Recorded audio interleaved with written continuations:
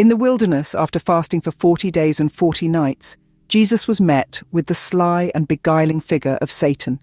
As recorded in the book of Matthew, Satan attempted to sway Jesus, saying, "If you are the Son of God, command these stones to become loaves of bread."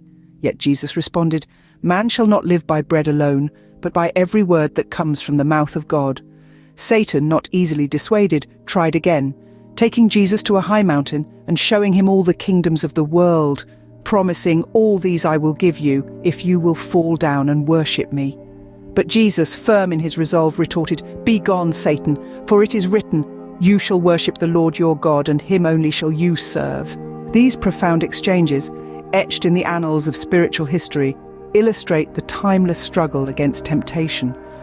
In this world, we find ourselves in situations where temptation surrounds us, where our emotions can lead us astray. Fear, anger, jealousy, hatred, greed, lust, and selfishness, these can all lead us down the path of sin. Picture the person who gives in to anger, allowing it to fuel destructive actions.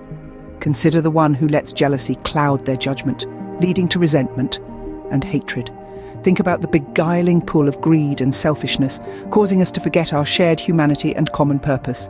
These are all instances where we may find ourselves succumbing to temptation, opposing the divine will.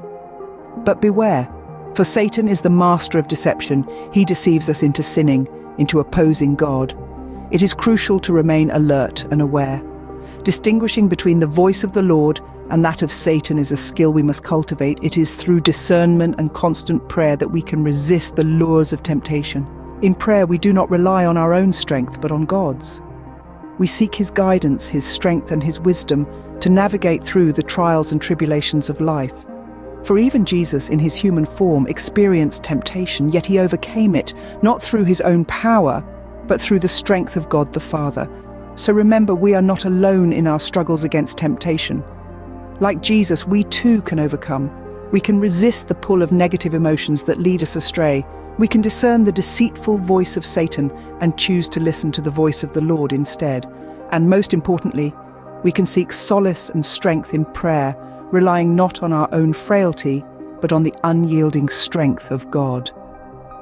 As we navigate through this world, let us keep these key points in mind. Be aware of our emotions and how they can lead us to sin. Recognize the deceitful nature of Satan. Cultivate discernment to distinguish between the voice of the Lord and that of Satan. And above all, always resort to prayer.